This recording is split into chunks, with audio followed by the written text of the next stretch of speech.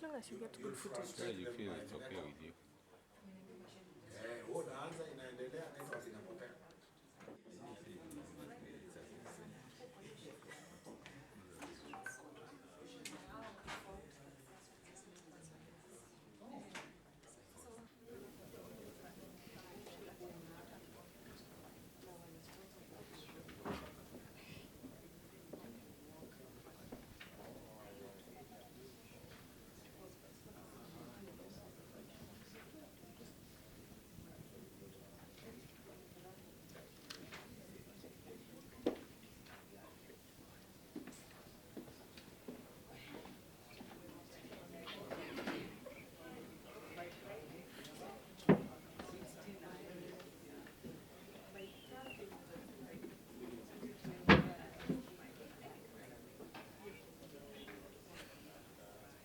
Good morning. I've already recorded.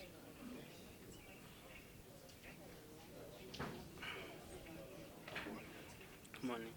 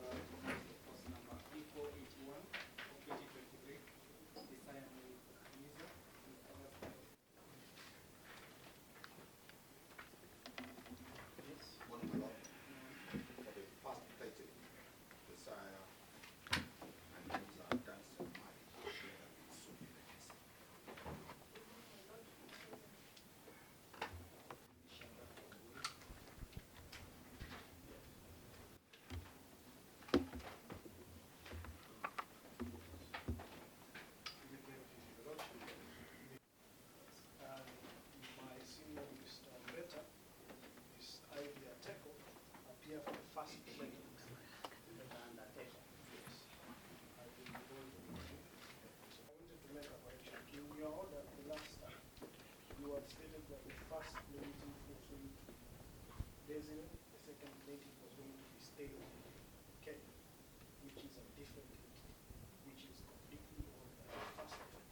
So as such, the first defendant, Mr. Kirimi Kome, being the shareholder and sole director of that, he's a defendant.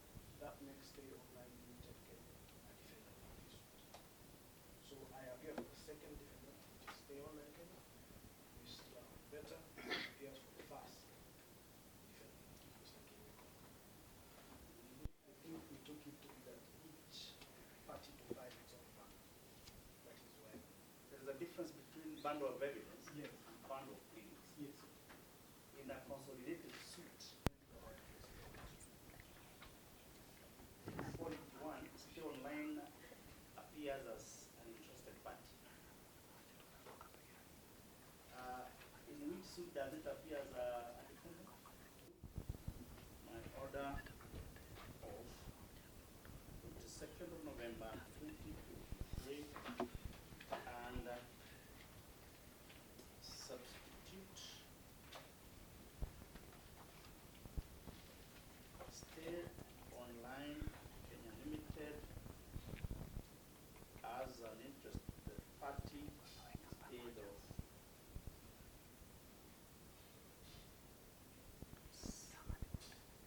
appearing as second plaintiff. Orders accordingly. Much.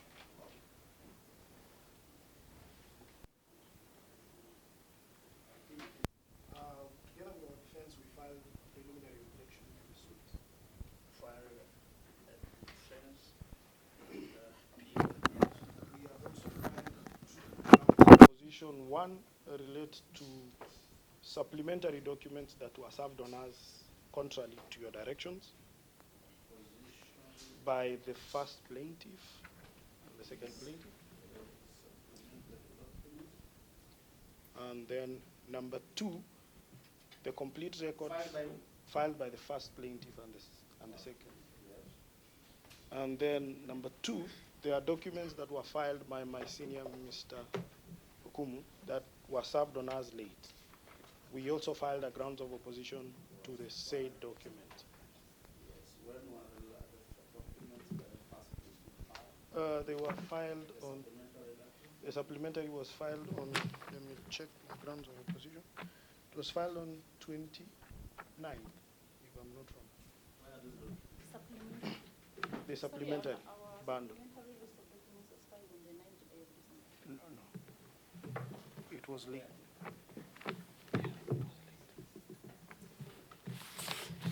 7 days by the plaintiff. Was supposed to file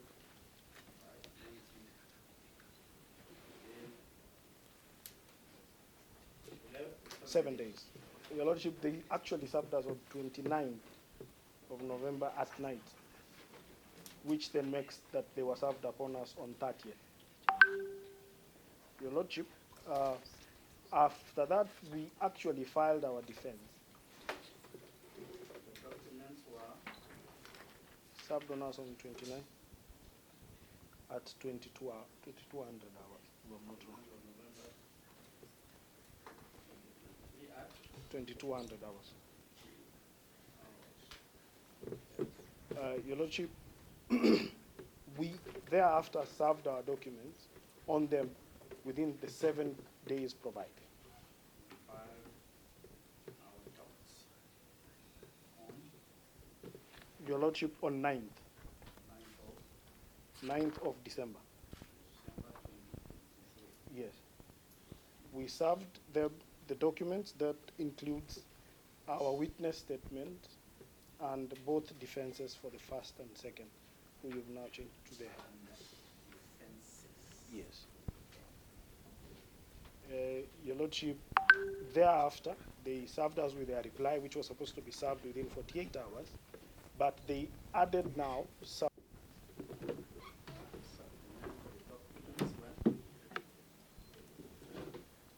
On 9th, I think, 48 hours, that's on 9th. The same day. No, no. Was it the same day? Same day. Served on 9th. On the same day, 9th of December 2023. Yes. With my quarrel, Your Lordship, is now we had already filed our defense and witness statement. There was no way to reply to these new documents that have been issued to us. Unless we could come before you and seek leave, there is really no way for us to file any further statement or document to counter that supplementary list of documents that was served upon us. Where's the reply? Where's the reply? Suffice to say, my colleague did not serve me with the same documents at that point in time. He, however, served me with the said documents, grounds of opposition to the third defendant's documents.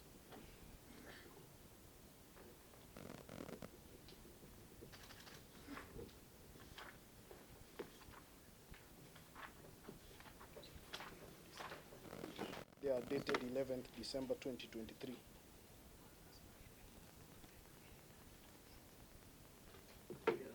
Yes, Your Lordship, you will note in our grounds of opposition, we've again raised some grounds in some sections of the Civil Procedure Act and Civil Procedure Rules.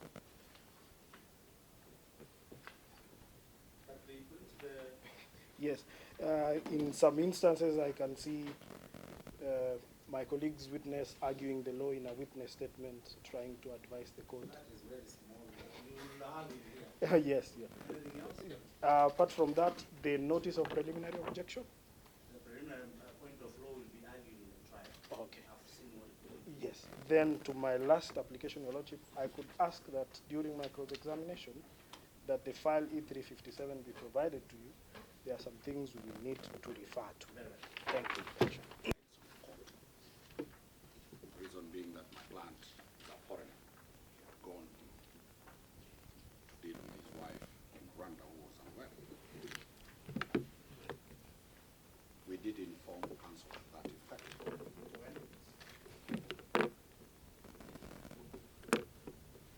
When we had a criminal matter,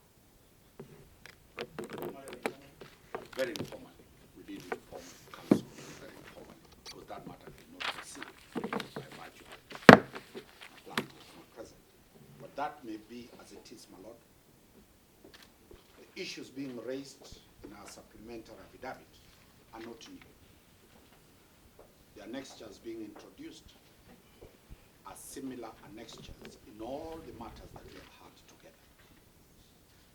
Councils have been responding to them, so there is nothing new that they have raised. It is not any new material that we introduced.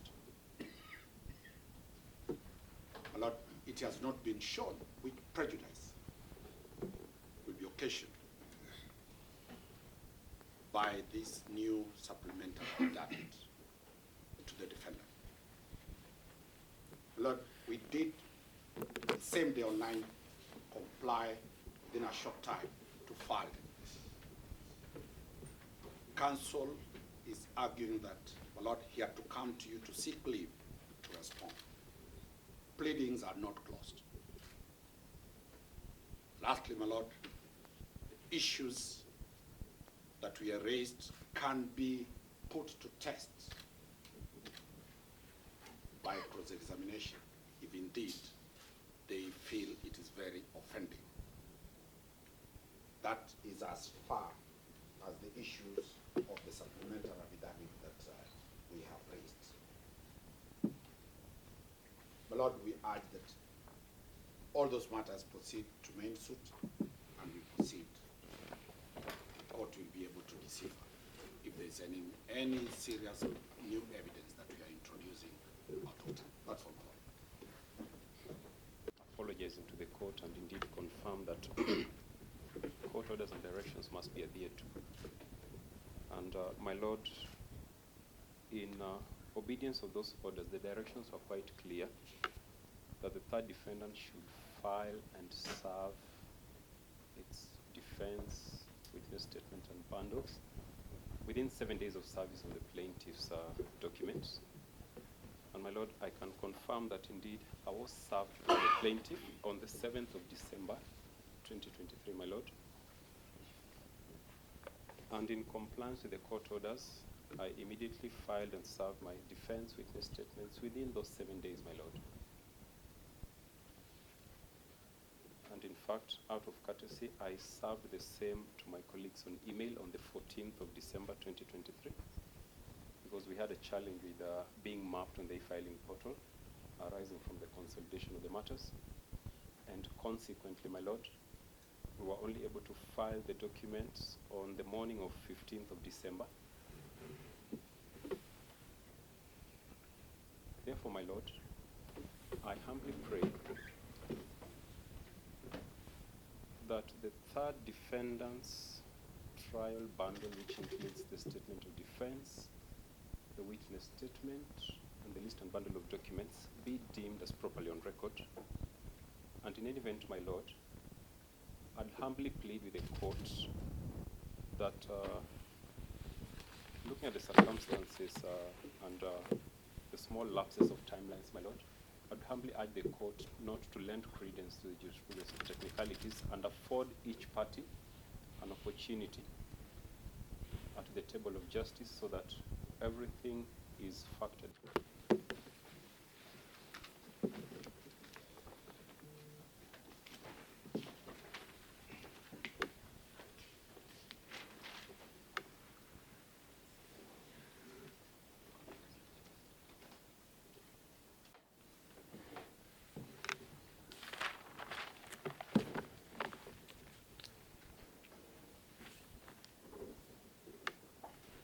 By Mr. Mwanza.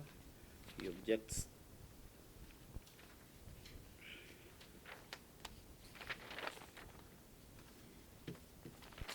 He objects because of the delay in service of documents upon him. The offending parties, that is the first and third plaintiff, have apologized for the late filing and service of the documents. I agree with Mr. Mwanza that he could not be able to properly represent and prepare his client's case in the absence of the documents by the said parties. I've been urged to consider substantive justice rather than a technicality. Indeed, Mr. Odhiambo has applied that the documents on record be deemed to be proper on record. Where is the prejudice? I have considered the explanation given. If I uphold the order of the 22nd of November 2023 and the objection by Mr.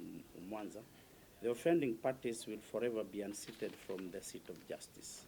If I allow the documents, Mr. Mwanza's client will be prejudiced as he would not have filed documents in answer as submitted by Mr. Mwanza. Rather, it would have been better if Mr. Mwanza should have filed the documents in answer, as he says, then today seek the permission to be admitted on record. Balancing the scales of justice, I will admit the documents by the offenders and grant Mr. Mwanza time to file and sign the documents he says he needs to file in response before close of business today. The matter shall, however, proceed tomorrow as scheduled, the whole day, beginning 11:30 a.m. However, for causing the collapse of the trial today, the offenders shall pay the first defendant adjournment cost of Kenya shillings 30,000 for today and court adjournment fees of 1,000 shillings. Proceed tomorrow at 11:30. Much The names of my witnesses amended. Do they have a problem with that? Your Lordship, I have no problem. I noted the mistake from the form, so I have no problem. This is Mr. Amboy.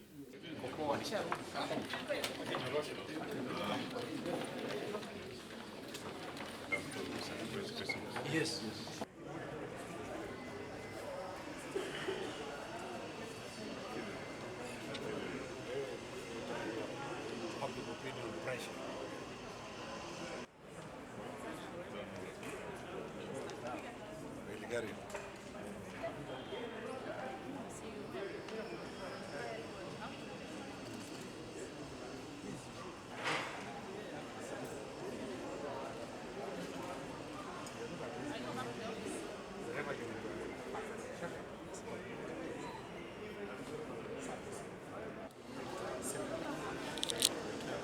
No sé, pues.